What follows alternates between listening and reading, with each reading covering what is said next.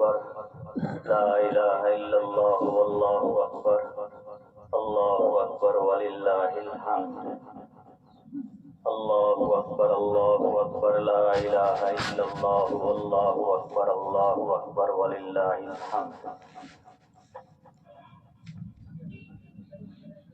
الحمد لله وكفى وسلام على عباده الذين اصطفى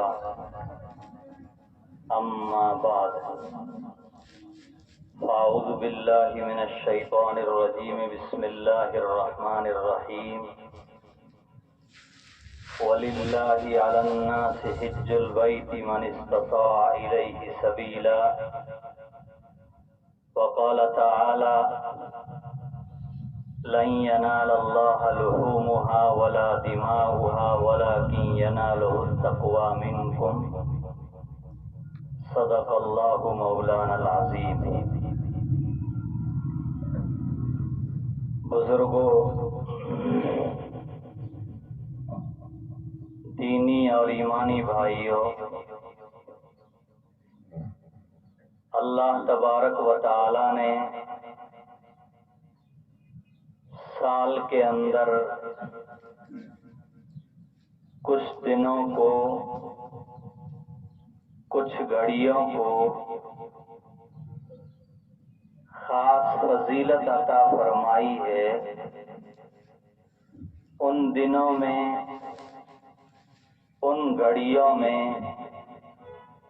نیک اعمال کا ثواب اللہ تبارک و تعالیٰ کے یہاں بہت بڑا دیا جاتا ہے۔ سال کے مہینوں میں مجموعی اعتبار سے رمضان المبارک کا مہینہ سب سے افضل ہے۔ اس میں اعمال کا بھاؤ اللہ کے یہاں بہت بڑا دیا جاتا ہے، لیکن راتوں کے مقابلے میں ذی الحجہ کے شروع کے 10 دن، ان میں نیک اعمال کرنا رمضان المبارک کے دنوں میں نیک اعمال کرنے سے بھی زیادہ افضل ہے۔ رمضان المبارک کی راتیں سال کی تمام راتوں سے اعمال کے اعتبار سے زیادہ افضل ہے، لیکن ذی الحج کے شروع کے یہ ایام، شروع کے یہ دن اللہ تبارک و تعالیٰ کو رمضان المبارک کے دنوں کے مقابلے میں بھی زیادہ محبوب ہیں۔ اس لیے نبی کریم صلی اللہ علیہ وسلم نے فرمایا ما من ایام العمل الصالح فیہن احب الی اللہ، کہ ایام میں، دنوں میں نیک اعمال کرنا ذی الحج کے شروع کے 10 دنوں میں اللہ کو سب سے زیادہ محبوب ہے۔ رمضان المبارک کی فضیلت اور ذی الحجہ کی فضیلت احادیث کو دیکھا جائے تو بظاہر کچھ تعارض تھا نظر آتا ہے، لیکن علماء نے اس کی تطبیق یہ نکالی ہے کہ راتوں کے اعتبار سے رمضان المبارک کی راتیں زیادہ افضل ہے، دنوں کے اعتبار سے ذی الحج کے شروع کے 10 دن نیک اعمال کے اعتبار سے اللہ کو زیادہ محبوب اور زیادہ افضل ہے۔ اسی لیے رمضان المبارک کے بارے میں روزے کے علاوہ جو احادیث ہیں، ان احادیث میں عام طور سے قیام اللیل کی زیادہ فضیلت آئی ہے۔ من قام لیلۃ القدر، من قام رمضان ایمانا واحتسابا، اس طرح کے جو الفاظ ہیں، وہ الفاظ بھی اس کو بتاتے ہیں کہ رمضان المبارک کی راتیں سال کے تمام راتوں کے مقابلے میں زیادہ افضل ہے۔ ہم نے رمضان المبارک گزارا، جس طرح بھی گزرا اللہ تبارک و تعالیٰ اس کے نیک اعمال کو قبول فرمائے۔ اور ابھی ذی الحج کا یہ 10واں دن آج شروع ہو چکا ہے، 9 دن پہلے گزر چکے ہیں اور آج قربانی کا پہلا دن ہے اور اس مہینے کا یہ 10واں دن ہے۔ اس مہینے میں کچھ اعمال اللہ تبارک و تعالیٰ نے ایسے رکھے ہیں کہ سال کا کوئی مبارک سے مبارک دن بھی آ جائے، رمضان المبارک کا مہینہ ہی کیوں نہ ہو، وہ اعمال ان مبارک دنوں میں انجام نہیں دیے جا سکتے بلکہ انہی دنوں میں انجام دیے جائیں گے۔ یہ مہینہ جیسے ہی شروع ہوتا ہے، نبی کریم صلی اللہ علیہ وسلم نے فرمایا 5-6 موٹے موٹے کام ہیں، ہم اور آپ ذہن نشیں کر لیں، آئندہ انشاءاللہ یہ چیزیں کام دے گی۔ یہ مہینہ جیسے ہی شروع ہو، نبی علیہ الصلوۃ والسلام نے فرمایا جو مسلمان قربانی کرنے کا ارادہ رکھتا ہے اس کو چاہیے کہ اب چاند نظر آنے کے بعد قربانی کرنے سے پہلے پہلے اپنے بال اور ناخن نہ کٹوائے۔ ہم عید کے دن کو مبارک دن سمجھتے ہیں اور مجمع میں آتے ہیں تو ہم اپنی مونچھیں بنا کر کے آتے ہیں، بال بنا کر کے آتے ہیں، ناخن کاٹ کر کے آتے ہیں۔ یہ ناجائز تو نہیں ہے لیکن اللہ کو یہ پسندیدہ بھی نہیں ہے۔ بات سمجھنا، ناجائز بھی نہیں ہے لیکن اللہ کو پسندیدہ نہیں ہے۔ اللہ جس حال میں ہم کو رکھے اللہ کو وہی حال پسند ہے۔ حاجی حج کرنے کے لیے تشریف لے جاتے ہیں، لاکھوں روپے لگا کر کے جاتے ہیں، اللہ کے گھر میں حاضر ہو رہے ہیں، اللہ فرماتے ہیں سر ننگا کر کے آؤ۔ طواف کے لیے آ رہے ہو تو ایک کندھا ایک ہاتھ کھلا کر کے آؤ۔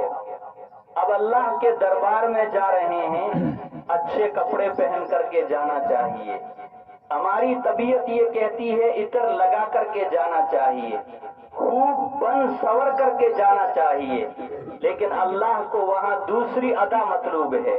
تو اللہ فرماتے اس ادا کے لیے عشق میں مست ہو کر کے آ رہے ہو، محبت میں آ رہے ہو تو ایک پاگل اور دیوانے کی طرح ہو کر کے آؤ۔ کس کی طرح؟ ایک پاگل اور دیوانے کی طرح ہو کر کے آؤ۔ تو عید کے دن ہم لوگ آتے ہیں، یہ اچھی بات ہے کہ آدمی کو اپنی صفائی رکھنی چاہیے، کپڑوں کی صفائی، بالوں کی صفائی، ناخن کی صفائی، لیکن ان دنوں میں نبی علیہ الصلوۃ والسلام نے فرمایا مستحب یہ ہے کہ چاند نظر آنے کے بعد قربانی کرنے سے پہلے پہلے جو آدمی قربانی کرنے کا ارادہ رکھتا ہے، سب کے لیے نہیں، جو آدمی قربانی کرنے کا ارادہ رکھتا ہے حاجیوں کی مشابہت میں وہ اپنے بال بھی نہ کٹوائے، اپنے ناخن بھی نہ کٹوائے۔ پہلا کام تو یہ۔ دوسرا کام یہ کہ اس مہینے کے شروع کے 9 دنوں میں، حدیث میں 10 دن کے الفاظ ہیں لیکن 9 ہی دن ہوتے ہیں، شروع کے 9 دنوں میں نفل روزہ رکھنا چاہیے۔ شروع کے 8 دنوں میں اگر مسلمان ایک روزہ رکھتا ہے اللہ تعالیٰ اس کو 1 سال کے روزوں کے برابر ثواب عنایت فرماتے ہیں۔ اور عرفہ کے دن یعنی کل کی تاریخ میں جو روزہ جنہوں نے روزہ رکھا ہے، نبی علیہ الصلوۃ والسلام فرماتے ہیں مجھے اللہ کی ذات سے امید ہے کہ اللہ اس کے پچھلے 1 سال اور آئندہ کے 1 سال کے چھوٹے گناہوں کو اللہ معاف فرما دیں گے۔ یہ 2 کام ہوئے۔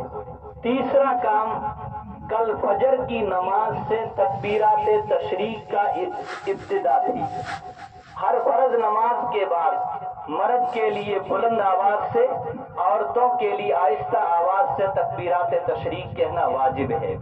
علماء نے لکھا ہے قربانی کرنے تک یہ پورے دن اللہ کی بزرگی اور بڑائی بیان کرنے کے ہیں، اس لیے 9 تاریخ ہی سے نہیں بلکہ شروع کے ان تمام دنوں کے اندر چلتے پھرتے اٹھتے بیٹھتے تکبیر کہنی چاہیے، اللہ اکبر اللہ اکبر، لا الہ الا اللہ واللہ اکبر، اللہ اکبر وللہ الحمد۔ یہ 3 کام ہوئے۔ 9 ذی الحجہ سے یہ تکبیرات تشریق شروع ہوگی اور 11 ذی الحجہ تک، جمعہ، سنیچر، اتوار، پیر، منگل کی عصر تک ہر فرض نماز کے بعد میں یہ تکبیرات تشریق کہی جائے گا۔ یہ 3 کام۔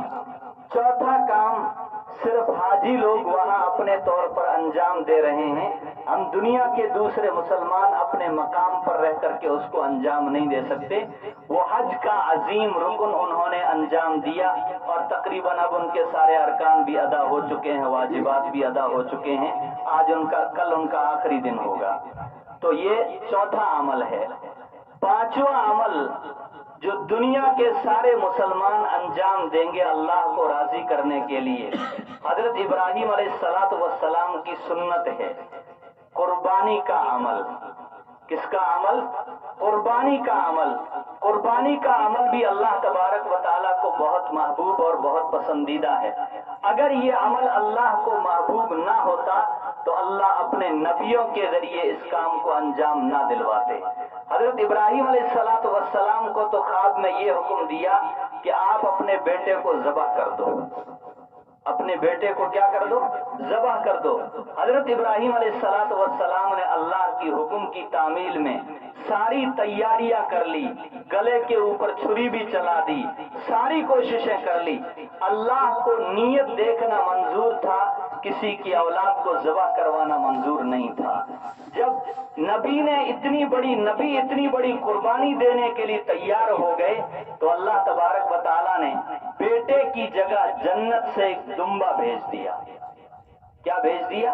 دمبا بھیج دیا، اور بیٹے کی جگہ اس دمبے کو ذبح کیا گیا۔ ہم جو یہ تکبیرات تشریق پڑھتے ہیں، اللہ اکبر، لا الہ الا اللہ واللہ اکبر، اللہ اکبر وللہ الحمد، یہ حضرت جبرائیل علیہ السلام، حضرت ابراہیم علیہ السلام اور حضرت اسماعیل علیہ السلام کی زبان سے نکلے ہوئے اس وقت کے کلمات ہیں۔ جس وقت وہ دمبا جنت سے زمین کے اوپر آ رہا تھا، ابراہیم علیہ السلام نے دیکھا تو انہوں نے بھی تکبیر بیان کی۔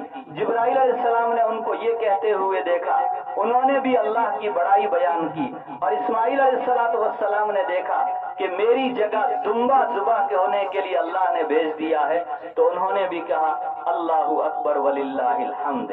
یہ آخر کے 2 جملے حضرت اسماعیل علیہ السلام کے ہیں۔ ویسے حج ہو، قربانی ہو، یہ سارے ارکان، یہ سارے اعمال انبیاء کرام اور اللہ کے نیک لوگوں کی یادگار ہے۔ کس کی ہے؟ نیک لوگوں کی یادگار ہے۔ بیت اللہ کا طواف ہو، صفا اور مروہ کے درمیان میں سعی ہو، مینا میں جانا ہو، مزدلفہ میں جانا ہو، عرفات میں جانا ہو، شیطان کو کنکریاں مارنا ہو، یہ ساری چیزیں اللہ کے نیک بندوں اور اللہ کے نبیوں کی سنت ہے، جن میں سے بعض کو نبی علیہ السلام نے واجب قرار دیا، بعض کو فرض قرار دیا، بعض کو سنت قرار دیا۔ تو یہ ایک عمل حج کا بھی ہوتا ہے، اور حج کے بعد آج سے ہمارے یہاں ہمارے جیسے ملکوں کے اندر یہ قربانی کا عمل شروع ہوگا۔ ہر مسلمان کو قربانی کرنے کی ضرور کوشش کرنی چاہیے۔ مسئلے کی بات یہ ہے، قربانی کے 3 دنوں میں جس آدمی کے اوپر صدقہ فطر واجب ہو، اس آدمی کے اوپر قربانی بھی واجب ہے۔ ضرورت سے زیادہ مال ہے، زکوٰۃ واجب نہیں ہے، صدقہ فطر واجب ہے، ضرورت سے زیادہ اس کے پاس مال ہے، تو ایسے شخص کے اوپر قربانی کرنا واجب ہوتا ہے۔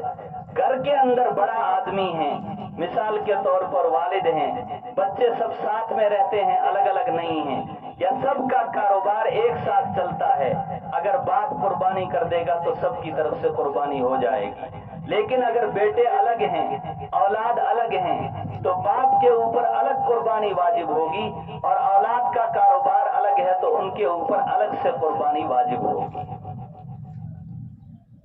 3 بیٹے ہیں، ماں ہے، بیویاں ہیں، اگر سب صاحب نصاب ہیں اور سب کا حساب و کتاب الگ الگ ہے تو مردوں کے اوپر الگ قربانی قربانی یا واجب ہوتی ہے، عورتوں کے اوپر الگ قربانی واجب ہوتی ہے۔ قربانی کا جانور اچھا ہونا چاہیے۔ کیسا ہونا چاہیے؟ اچھا ہونا چاہیے، دبلا پتلا لاگر، اور سب سے بڑی بات اس سلسلے میں ہمارے دل و دماغ سے اترا ہوا نہیں ہونا چاہیے۔ جیسے ہم مدرسے والوں کو دیتے ہیں نا، کمزور جانور مدرسے میں دے دو، مرا ہوا جانور اللہ کے نام کر دو۔ قربانی میں ایسا نہیں کرنا چاہیے۔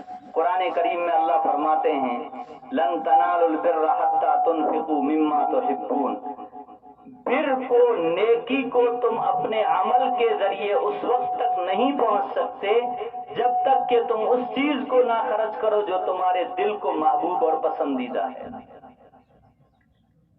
نبی علیہ الصلوۃ والسلام قربانی کے لیے دمبوں کو پالتے تھے، ان کی نگرانی فرماتے تھے۔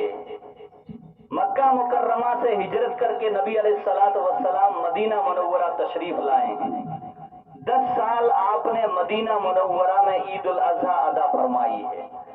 10ویں سال ادا کرنے کے بعد پھر آپ کا انتقال ہو گیا 2-2.5 مہینے کے بعد۔ ہمیشہ آپ فجر کی نماز کے 20-25 منٹ کے بعد عیدگاہ میں پہنچ کر کے نماز عید ادا فرماتے تھے، اور عیدگاہ سے باہر نکل کر کے نماز عید کے بعد 2 دمبے ہمیشہ ذبح فرماتے تھے، ایک اپنی طرف سے اور ایک قیامت تک آنے والی پوری امت کی طرف سے۔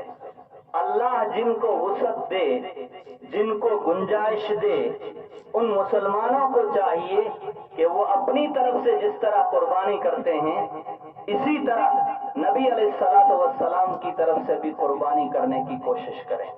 انشاءاللہ اللہ تبارک و تعالی اس کی وجہ سے ہمارے مال کے اندر برکت عطا فرمائے گا، کوئی کمی نہیں ہوگی۔ قربانی کا جانور ایک چیز تو بتائی، لاگر دبلا نہ ہو، ہمارے ذہن و دماغ سے اترا ہوا نہ ہو، بالکل لنگڑا نہ ہو کہ ایک پاؤں کو بالکل ٹیک کر کے ہی نہ چلتا ہو، اندھا کانا نہ ہو، ظاہری کوئی عیب جس کی وجہ سے خریدنے والے اس کی قیمت کو کم کر دیں، چمڑا پھٹا ہوا ہے، کان تہائی سے زیادہ کٹا ہوا نہ ہو، دم تہائی سے زیادہ کٹی ہوئی نہ ہو، چمڑا کہیں سے پھٹا ہوا نہ ہو، گوشت کے اندر کہیں پھٹن نظر نہ آتی ہو چمڑے کی پھٹن کی وجہ سے، اگر کوئی اس طرح کا جانور ہے تو اس جانور کی قربانی جائز نہیں ہے۔ اچھا جانور قربان کیا جائے۔ بہتر یہ ہے کہ قربانی کے گوشت کو 3 حصوں میں تقسیم کیا جائے، اور اگر پورے جانور کو گھر میں رکھنے کی ضرورت ہے تو گھر میں بھی رکھ سکتے، لیکن اگر پڑوس میں کسی جگہ قربانی نہیں ہے، یا بہت سے لوگ باہر سے ہمارے پاس آ جاتے ہیں قربانی کے دنوں میں، تو ہمیں ان کی بھی مہمانی کرنی چاہیے، ان کو کچھ دینا چاہیے، چاہے مسلمان ہوں چاہے غیر مسلم ہوں، اس کی بھی ہمیں رعایت رکھنی چاہیے۔ بعض لوگ یہ سمجھتے ہیں کہ غیر مسلموں کو اگر ہم قربانی کا گوشت دیں گے تو ہماری قربانی ادا نہیں ہوگی، ایسا کوئی مسئلہ نہیں۔ قربانی کا جانور تو ہم نے جیسے ہی ذبح کیا اللہ کے نام پر اور اس کا خون بہہ گیا، اس کا ثواب اللہ کی طرف سے ہم کو مل گیا۔ ہماری نیت بالکل صحیح ہونی چاہیے۔ ایک ایک بال کے بدلے میں، ایک ایک روح کے بدلے میں اللہ تبارک و تعالی نیکی عطا فرماتے ہیں۔ وقت ہو رہا ہے، یہ قربانی والا عمل ایام تشریق کے اندر تکبیرات تشریق کا عمل، یہ 5-6 ان دنوں کے اندر موٹے موٹے کام تھے جو میں نے آپ حضرات کے سامنے بیان کیے۔ ہم ان چیزوں کو اپنے ذہن کے اندر رکھیں۔ رمضان المبارک کا مہینہ آئے تو پہلے سے اس کی تیاری ہو، ذی الحج کا مہینہ آئے تو پہلے سے اس کی تیاری ہو۔ ہفتے کے دنوں میں جمعہ کا دن مبارک ہے، الحمدللہ ہماری عادت ہے صبح ہی سے ہم لوگ جمعے کی تیاری کرتے ہیں، نماز جمعہ پڑھنے کے لیے پہنچتے ہیں۔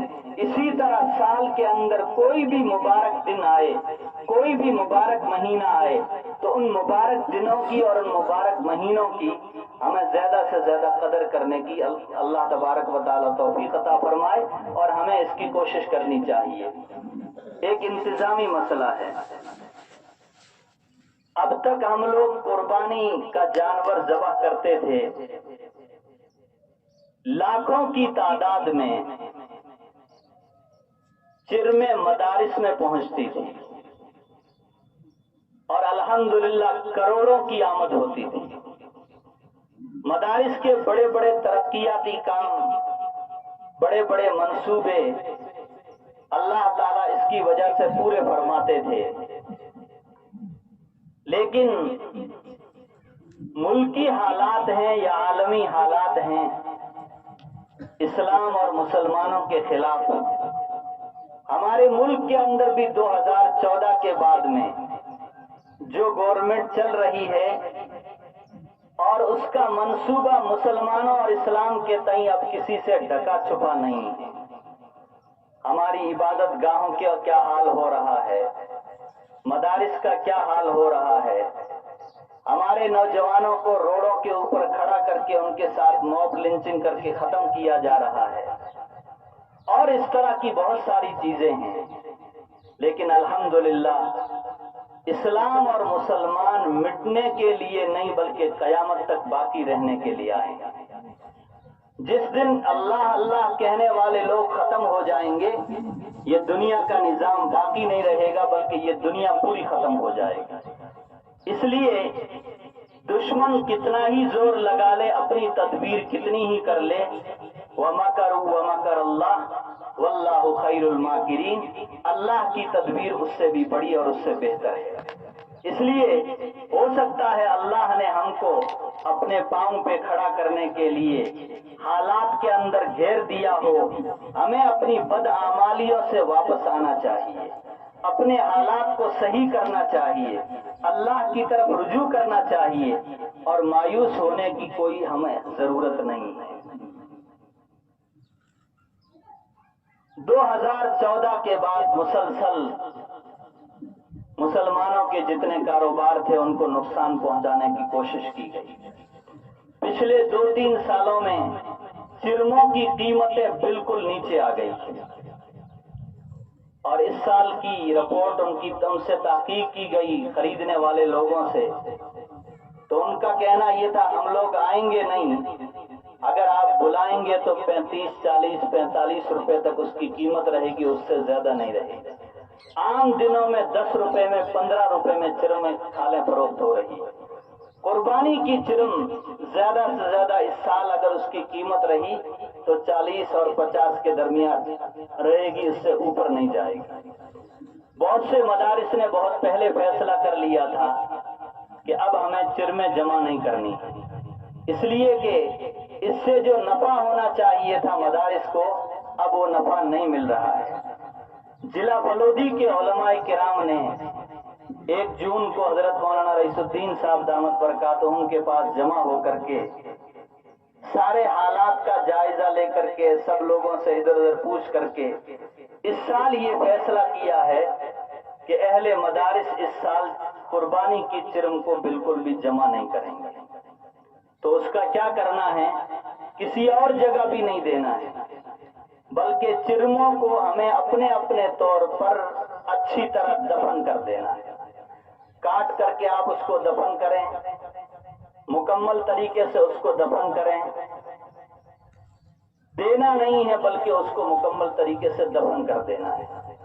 اور اس کے ساتھ ایک چیز اور ہے کہ ہم جانور اپنے گھروں کے اندر ذبح کرتے ہیں، عام طور سے ہماری اپنی بستیاں ہوتی ہیں، بہت سی جگہ اپنی بستیاں قریب نہیں ہوتی، غیروں کی بستیاں قریب ہوتی ہے۔ ہماری ان گندگیوں کی وجہ سے ان کو تکلیف پہنچتی ہے، اور بہت سے چیزوں کا وہ بہانہ بنا کر کے ہمارے خلاف بہت سے مدعے کھڑے کر دیتے ہیں۔ دیہاتوں میں ہم لوگوں کو اس چیز کا پتہ نہیں چلتا ہے، شہروں میں یہ حالات بہت آتے ہیں۔ ان کے یہاں گندگی ڈالنے کی کوئی جگہ ہی نہیں، نالی میں ڈال دیا انہوں نے۔ مسلم ملکوں میں جہاں حکومت کا نظام مستحکم نہیں ہے، وہاں کی رپورٹیں یہ ہے کہ عید کے 3 دنوں میں نالیاں اتنی بدبو مارتی ہے کہ مسلمانوں کے لیے، رہنے والے لوگوں کے لیے گھروں سے باہر نکلنا مشکل ہو جاتا ہے۔ اس لیے آپ حضرات سے درخواست ہے کہ ہمارا اپنا محلہ، اپنا علاقہ ہو، غیروں کا علاقہ ہو، ہم اس سلسلے میں مکمل صفائی سے، ستھرائی سے کام لیں، اور اس طرح جانور کو ذبح نہ کریں کہ ہماری وجہ سے کسی کو تکلیف ہو، ہماری وجہ سے کسی کو اذیت پہنچے۔ اور غلاظت ہے، انتڑیاں ہیں، اوجڑیاں ہیں، چرم ہیں، ان چیزوں کو ایسے ہی باہر لے جا کر کے ہم نہ پھینکیں، بلکہ اس طرح گڑھا کھودیں کہ کتے وغیرہ کوئی ان کو وہاں سے نکالنا چاہے تو وہ بھی نکال نہ سکیں۔ اس لیے تمام علماء کرام کا یہ متفقہ فیصلہ ہے جو میں نے آپ حضرات کے سامنے پیش کیا۔ کل جمعہ میں بھی ہر جگہ تقریباً اعلان ہوا ہے، اور آج عید کے اندر بھی ہر جگہ اعلان ہوگا۔ آپ حضرات سے بھی درخواست ہے کہ ہم اس سلسلے میں صفائی ستھرائی کا خاص طور سے اہتمام رکھیں۔ اسلام نے صفائی کے اوپر، ستھرائی کے اوپر بہت زور دیا ہے۔ نبی علیہ الصلوۃ والسلام نے ایک حدیث میں فرمایا، الطہارۃ نصف الایمان، پاکی آدھا ایمان ہے۔ ظاہری بدن کو پاک صاف رکھنا، ظاہری چیزوں کو پاک صاف رکھنا آدھا ایمان ہے۔ دل کو پاک صاف کر لیں گے تو ایمان مکمل ہو جائے گا۔ ایک دوسری حدیث میں فرمایا، النظافۃ شطر الایمان، پاکی اور صفائی ایمان کا بہت بڑا حصہ ہے، ایمان کا بہت بڑا حصہ ہے۔ اس لیے ان 3 دنوں کے اندر لاکھوں جانور ذبح ہوں گے، بستیوں میں سینکڑوں ہزاروں جانور ذبح ہوں گے، اور ذبح کرنے ہی چاہیے، لیکن ان کی وجہ سے جو گندگی نکلتی ہے، اس گندگی کو ہم ادھر ادھر پھیلا کر کے نہ رکھیں، بلکہ اس گندگی کو ہم زیادہ سے زیادہ دفن کرنے کی کوشش کریں، اور اس طرح دفن کریں کہ کئی دن گزرنے کے بعد میں بھی کوئی جانور اس کو وہاں سے نکالنا چاہے تو وہاں سے اس کو نکال نہ سکے۔ اللہ تبارک و تعالی ہم سب کے جمع ہونے کو قبول فرمائے، اور یہاں آ کر کے آج جس شان و شوکت کے ساتھ مسلمان نماز عید الاضحیٰ کو ادا فرما رہے ہیں، اللہ تعالیٰ اسلام اور مسلمانوں کی اس شان و شوکت کو پوری دنیا کے اندر قائم اور دائم رکھے۔ ہمارے ملک کے اندر اللہ تبارک و تعالیٰ امن کا ماحول پیدا فرمائے، چین کا ماحول پیدا فرمائے۔ ہم مسلمانوں کو بھی چاہیے کہ ہم ہر جگہ احتیاط سے کام لیں۔ کس سے کام لیں؟ احتیاط سے کام لیں۔ کوئی بھی مسئلہ ہو، ہم شہر میں رہیں، دیہات میں رہیں، کسی اور جگہ رہیں، ہمارے کسی عمل کی وجہ سے حکومت ہمارے اوپر انگلی اٹھائے، غیر لوگ ہمارے اوپر انگلی اٹھائے، اور اس کی وجہ سے حالات خراب ہوں، ہم ایسا ماحول کسی بھی صورت کے اندر پیدا نہ ہونے دیں۔ اگر سب طے کر لیں گے، دل سے تہیہ کر لیں گے، تو انشاءاللہ یہ چیز ہمارے لیے آسان ہو جائے گی۔ اللہ تعالیٰ کہنے اور سننے سے زیادہ عمل کرنے کی توفیق عطا فرمائے۔ Thanks for watching. Don't forget to like, comment, share and subscribe to Al Wahid channel.